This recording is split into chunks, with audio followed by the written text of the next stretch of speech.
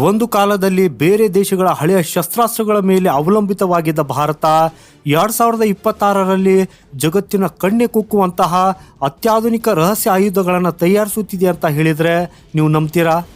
ಹೌದು, ಇದು ಅಕ್ಷರಶಃ ಸತ್ಯ. ಇವತ್ತಿಗೆ ಭಾರತದ ಸೇನೆ ಕೇವಲ ಗಡಿ ಕಾಯುವ ರಕ್ಷಣಾ ಪಡೆಯಾಗಿ ಉಳಿದಿಲ್ಲ, ಬದಲಾಗಿ ಶತ್ರುಗಳ ನಿದ್ದೆಗೆಡಿಸುವ ಜಾಗತಿಕ ಸೂಪರ್ ಪವರ್ ಆಗಿ ಬೆಳೆದು ನಿಂತಿದೆ. ನಮಸ್ಕಾರ ಗೆಳೆಯರೇ, ಇವತ್ತಿನ ವಿಶೇಷ ವಿಡಿಯೋದಲ್ಲಿ ನಿಮ್ಗೆಲ್ರಿಗೂ ಸ್ವಾಗತ.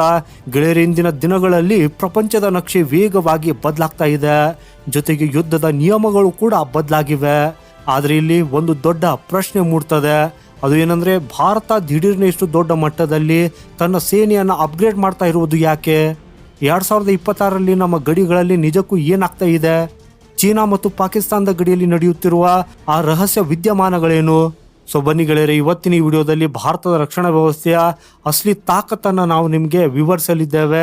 ಅದಕ್ಕಾಗಿ ಈ ವಿಡಿಯೋವನ್ನು ಕೊನೆವರೆಗೂ ನೋಡಿ, ಯಾಕಂದ್ರೆ ಕೊನೆಯಲ್ಲಿ ತಿಳಿಸುವ ಈ ಮಾಹಿತಿ ಪ್ರತಿಯೊಬ್ಬ ಭಾರತೀಯನ ಮೈ ಜೂಮ್ ಎನಿಸುವಂತಿದೆ. ಹಾಗೆಯೇ ಭಾರತದ ಈ ಬೆಳವಣಿಗೆಗಾಗಿ ವಿಡಿಯೋನ ಲೈಕ್ ಮಾಡುತ್ತಾ ಕಮೆಂಟಲ್ಲಿ ಜೈ ಹಿಂದ್ ಅಂತ ಬರೆಯೋದನ್ನ ಮರೆಯದಿರಿ. ಸೊ ಗೆಳೆಯರೆ, ಭಾರತದ ಭೌಗೋಳಿಕ ಸ್ಥಾನವೇ ನಮಗೊಂದು ದೊಡ್ಡ ಸವಾಲು. ನಮ್ಮ ದೇಶವು 2 ಪರಮಾಣು ಶಸ್ತ್ರಾಸ್ತ್ರ ಹೊಂದಿರುವ ಮತ್ತು ಯಾವಾಗಲೂ ಕುತಂತ್ರ ಮಾಡುವ ನೆರೆಹೊರೆಯವರ ನಡುವೆ ಸಿಲುಕಿದೆ. ಒಂದೆಡೆ ಲಡಾಖ್ನಿಂದ ಅರುಣಾಚಲ ಪ್ರದೇಶದವರೆಗೆ ಚೀನಾ ತನ್ನ ಮಿಲಿಟರಿ ಮೂಲಸೌಕರ್ಯಗಳನ್ನು ಅಂದರೆ ಬಂಕರ್ಗಳು, ರಸ್ತೆಗಳು ಮತ್ತು ಹೆಲಿಪ್ಯಾಡ್ಗಳನ್ನು ವೇಗವಾಗಿ ನಿರ್ಮಿಸುತ್ತಾ ನಮ್ಮ ಮೇಲೆ ಒತ್ತಡ ಹೇರ್ತಾ ಇದೆ.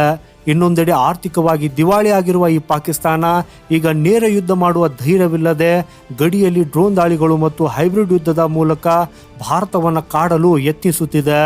ಹಾಗೂ ಇಬ್ಬರು ಶತ್ರುಗಳನ್ನು ಏಕಕಾಲದಲ್ಲಿ ಎದುರಿಸುವ 2 ಫ್ರಂಟ್ ವಾರ್ ಭೀತಿ ಎದುರಾದಾಗ ಭಾರತ ಸುಮ್ಮನೆ ಕೂಡಲಿಲ್ಲ, ಬದಲಾಗಿ ತನ್ನ ರಕ್ಷಣಾ ಬಜೆಟ್ ಮತ್ತು ಸಿದ್ಧತೆಗಳನ್ನು ದುಪ್ಪಟ್ಟು ಮಾಡಿ ಶತ್ರುಗಳಿಗೆ ಸ್ಪಷ್ಟ ಎಚ್ಚರಿಕೆಯನ್ನು ನೀಡಿದೆ.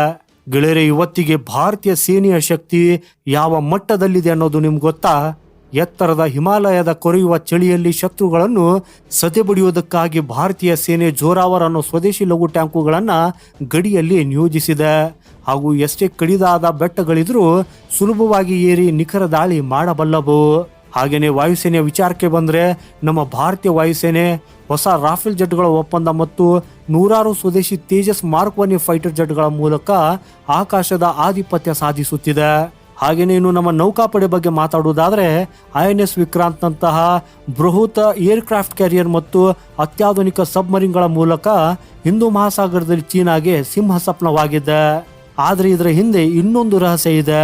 ಅದು ಏನಂದ್ರೆ, ನಮ್ಮ ಸೈನಿಕರ ಕೈಗೆ ಈ ಮಾರಕ ಆಯುಧಗಳನ್ನು ಕೊಡ್ತಾ ಇರುವುದು ಬೇರಾರು ಅಲ್ಲ, ನಮ್ಮದೇ ದೇಶದ ಹೆಮ್ಮೆಯ ಸಂಸ್ಥೆ DRDO. ಒಂದು ಕಾಲದಲ್ಲಿ ನಮ್ಮ DRDO ಕೇವಲ ಸಣ್ಣ ಪುಟ್ಟ ಪ್ರಯೋಗಗಳಿಗೆ ಸೀಮಿತವಾಗಿತ್ತು. ಆದರೆ ಈಗ DRDO ಭವಿಷ್ಯದ ಯುದ್ಧದ ದಿಕ್ಕನ್ನು ಬದಲಿಸುವ ತಂತ್ರಜ್ಞಾನಗಳ ಮೇಲೆ ಹಗಲಿರುಳು ಕೆಲಸ ಮಾಡ್ತಾ ಇದೆ. ಇತ್ತೀಚೆಗಷ್ಟೇ ಯಶಸ್ವಿಯಾಗಿ ಪರೀಕ್ಷೆಯಾದ ಅಗ್ನಿ-5 MIRV ಅಥವಾ ದಿವ್ಯಾಸ್ತ್ರ ಕ್ಷಿಪಣಿಯ ಬಗ್ಗೆ ನೀವು ಕೇಳಿರಬಹುದು. ಇದು ಒಂದೇ ಕ್ಷಿಪಣಿಯಿಂದ ಏಕಕಾಲಕ್ಕೆ ಬೇರೆ ಬೇರೆ ಗುರಿಗಳನ್ನು ನಿಖರವಾಗಿ ನಾಶಪಡಿಸಬಲ್ಲದು. ಹಾಗೂ ಇದನ್ನು ಕಂಡು ಇಡೀ ಪ್ರಪಂಚವೇ ಈಗ ದಂಗಾಗಿದೆ. ಇದಷ್ಟೇ ಅಲ್ಲ, DRDO ಘಾತಕ್ ಅನ್ನೋ ಸ್ಟೆಲ್ತ್ ಡ್ರೋನ್ಗಳನ್ನು ಕೂಡ ಅಭಿವೃದ್ಧಿಪಡಿಸುತ್ತಿದೆ. ಇವು ಶತ್ರುಗಳ ರೆಡಾರ್ ಕಣ್ಣಿಗೆ ಮಣ್ಣೆರ್ಚಿ ಒಳನುಗ್ಗಿ ಬಾಂಬ್ ದಾಳಿ ಮಾಡಿ ಯಾರಿಗೂ ತಿಳಿಯದಂತೆ ವಾಪಸ್ ಬರಬಲ್ಲವು. ಇದರ ಜೊತೆಗೆ ಸೌರಶಕ್ತಿಯಿಂದಲೇ ವಾರಗಟ್ಟಲೆ ಆಕಾಶದಲ್ಲಿ ಹಾರಾಡಬಲ್ಲ ಸ್ಯಾಡೋ ಸ್ಯಾಟಲೈಟ್ ತಂತ್ರಜ್ಞಾನವನ್ನು ಭಾರತ ಕರಗತ ಮಾಡಿಕೊಂಡಿದೆ. ಅಂದರೆ ನಮ್ಮ ಗಡಿಯ ಮೇಲೆ ಸದಾ ಹದ್ದಿನ ಕಣ್ಣಿಡುವುದಕ್ಕಾಗಿ ಈಗ ದಿನದ 24 ಗಂಟೆಯೂ ನಾವು ಸಿದ್ಧ. ಹಾಗೆಯೇ ಗೆಳೆಯರೆ, ಯುದ್ಧ ಕೇವಲ ಆಯುಧಗಳಿಂದ ಗೆಲ್ಲಲು ಸಾಧ್ಯವಿಲ್ಲ, ಅದಕ್ಕೆ ಚಾಣಾಕ್ಷ ಬುದ್ಧಿ ಮತ್ತು ತಂತ್ರಗಾರಿಕೆ ಬೇಕು. ಹಾಗೂ ಇಲ್ಲಿಯೇ ಭಾರತ ತನ್ನ ಅದ್ಭುತ ಜಿಯೋ ಪಾಲಿಟಿಕ್ಸ್ನ ತಂತ್ರವನ್ನು ಪ್ರದರ್ಶಿಸುತ್ತಿದೆ. ಚೀನಾದ ಕುತಂತ್ರಗಳಿಗೆ ಸರಿಯಾದ ತಿರುಗೇಟು ನೀಡುವುದಕ್ಕಾಗಿ ಭಾರತ ವೈಬ್ರೆಂಟ್ ವಿಲೇಜ್ ಯೋಜನೆ ಮೂಲಕ ಗಡಿಯುದ್ದಕ್ಕೂ ಇರುವ ಹಳ್ಳಿಗಳನ್ನು ಅಭಿವೃದ್ಧಿಪಡಿಸುತ್ತಿದೆ. ಹೊಸ ರಸ್ತೆಗಳು, ಸೇತುವೆಗಳು ಮತ್ತು ಸುರಂಗ ಮಾರ್ಗಗಳನ್ನು ಮಿಂಚಿನ ವೇಗದಲ್ಲಿ ನಿರ್ಮಿಸುತ್ತಿದೆ. ಹಾಗೂ ಸೇನೆಗೆ ಬೇಕಾದ ಶಸ್ತ್ರಾಸ್ತ್ರಗಳನ್ನು ಕೇವಲ ಕೆಲವೇ ಗಂಟೆಗಳಲ್ಲಿ ಗಡಿಗೆ ತಲುಪಿಸುವ ವ್ಯವಸ್ಥೆ ಈಗ ಸಂಪೂರ್ಣ ಸಿದ್ಧವಾಗಿದೆ. ಹಾಗೆ ನೀನು ಜಾಗತಿಕ ಮಟ್ಟದಲ್ಲಿ ನೋಡುವುದಾದರೆ, ಚೀನಾದ ಈ ಸ್ಟ್ರಿಂಗ್ ಆಫ್ ಪರ್ಸ್ ತಂತ್ರಕ್ಕೆ ಪ್ರತಿಯಾಗಿ ಭಾರತ ಅಮೆರಿಕ, ಜಪಾನ್ ಮತ್ತು ಆಸ್ಟ್ರೇಲಿಯಾದ ಜೊತೆ ಸೇರಿ ಕ್ವಾಡ್ ಮೈತ್ರಿಕೂಟವನ್ನು ಬಲಪಡಿಸಿದೆ. ಈ ಪಾಕಿಸ್ತಾನದ ಕಡೆಗೆ ಭಾರತದ ನಿಲುವು ಈಗ ಕನ್ನಡಿಯಷ್ಟೇ ಸ್ಪಷ್ಟವಾಗಿದೆ. ನೀವು 1 ಹೆಜ್ಜೆ ಮುಂದಿಟ್ಟರೆ ನಾವು 10 ಹೆಜ್ಜೆ ಮುಂದಿಟ್ಟು ನಿಮ್ಮನ್ನು ಹೊಸಕಿ ಹಾಕುತ್ತೇವೆ ಅನ್ನೋ ಕಠಿಣ ಸಂದೇಶವನ್ನು ಭಾರತೀಯ ಸೇನೆ ರವಾನಿಸಿದೆ. ಆದರೆ ಗೆಳೆಯರೆ, ಈ ಕತೆ ಇಲ್ಲಿಗೆ ಮುಗಿಯುವುದಿಲ್ಲ. 2026 ಮತ್ತು ಮುಂದಿನ ದಿನಗಳಲ್ಲಿ ಯುದ್ಧಗಳು ಕೇವಲ ಭೂಮಿ, ನೀರು ಮತ್ತು ಗಾಳಿಯಲ್ಲಿ ನಡೆಯುವುದಿಲ್ಲ. ಮುಂದಿನ ಯುದ್ಧಗಳು ಸ್ಪೇಸ್ ಮತ್ತು ಸೈಬರ್ ಜಗತ್ತಿನಲ್ಲಿ ನಡೆಯಲಿವೆ. ಸೊ ಇದಕ್ಕಾಗಿಯೇ ಭಾರತ ಈಗ ಅತ್ಯಾಧುನಿಕ ಡಿಫೆನ್ಸ್ ಸ್ಪೇಸ್ ಏಜೆನ್ಸಿಯನ್ನು ಸ್ಥಾಪಿಸಿ ಸೈಬರ್ ಭದ್ರತೆಯನ್ನು ಬಲಪಡಿಸುತ್ತಿದೆ. ಯುದ್ಧ ಭೂಮಿಯಲ್ಲಿ ನಮ್ಮ ಸೈನಿಕರಿಗೆ ಸಹಾಯ ಮಾಡಲು ಆರ್ಟಿಫಿಷಿಯಲ್ ಇಂಟೆಲಿಜೆನ್ಸ್, ರೋಬೋಟಿಕ್ಸ್ ಡಾಗ್ಸ್ ಮತ್ತು ಡ್ರೋನ್ ಸ್ವಾಮ್ ತಂತ್ರಜ್ಞಾನಗಳನ್ನು ಸೇನೆಯಲ್ಲಿ ಅಳವಡಿಸಲಾಗ್ತಾ ಇದೆ.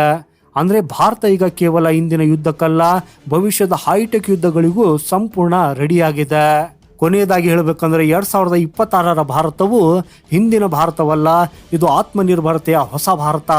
ಯಾರ ಮೇಲೂ ಮೊದಲು ದಾಳಿ ಮಾಡದ ಶಾಂತಿಯನ್ನು ಬಯಸುವ ಭಾರತ. ಆದರೆ ತನ್ನ ಮೇಲೆ ದಾಳಿಯಾದರೆ ಶತ್ರುವನ್ನು ಅವರದೇ ನೆಲದಲ್ಲಿ ಹೊಡೆದುಳಿಸುವ ಶಕ್ತಿಶಾಲಿ ಭಾರತ. ಗೆಳೆಯರೆ, ನಮ್ಮ ದೇಶದ ಭದ್ರತೆಗಾಗಿ -ಡಿಗ್ರಿ ಚಳಿಯಲ್ಲಿ ಸುಡುವ ಬಿಸಿಲಿನಲ್ಲಿ ಕಣ್ಗಾವಲು ಕಾಯುತ್ತಿರುವ ಆ ಪ್ರತಿಯೊಬ್ಬ ಯೋಧನಿಗೆ ಮತ್ತು ನಮ್ಮ ವಿಜ್ಞಾನಿಗಳಿಗೆ ನಮ್ಮದೊಂದು ದೊಡ್ಡ ಸಲಾಂ ಇರಲಿ. ಹಾಗೇನೆ ಗೆಳೆಯರೆ, ಈ ವಿಡಿಯೋ ನಿಮಗೆ ಹೆಮ್ಮೆ ತಂದಿದ್ರೆ ನಮ್ಮ ಭಾರತೀಯ ಸೇನೆಯ ಈ ಅದಮ್ಯ ಶಕ್ತಿ ಮತ್ತು ದೇಶದ ಸುರಕ್ಷತೆಯ ಬಗ್ಗೆ ನಿಮ್ಮ ಅನಿಸಿಕೆ ಏನು ಅನ್ನೋದನ್ನು ಕೆಳಗೆ ಕಮೆಂಟ್ ಮಾಡೋದ್ರ ಮೂಲಕ ತಿಳಿಸಿ. ವಿಡಿಯೋ ಇಷ್ಟವಾಗಿದ್ರೆ ಲೈಕ್ ಮಾಡಿ ಮತ್ತು ನಿಮ್ಮ ಸ್ನೇಹಿತರೊಂದಿಗೆ ಶೇರ್ ಮಾಡಿ. ಹಾಗೆಯೇ ಈ ರೀತಿಯ ಮಾಹಿತಿಗಾಗಿ ನಮ್ಮ ಚಾನೆಲನ್ನು ಸಬ್ಸ್ಕ್ರೈಬ್ ಮಾಡೋದನ್ನು ಮರೆಯದಿರಿ. ಸಿಗೋಣ ಮುಂದಿನ ಮತ್ತೊಂದು ಇಂಟ್ರೆಸ್ಟಿಂಗ್ ಮಾಹಿತಿಯೊಂದಿಗೆ. ವಂದೇ ಮಾತರಂ. ಭಾರತ್ ಮಾತಾ ಕಿ ಜೈ.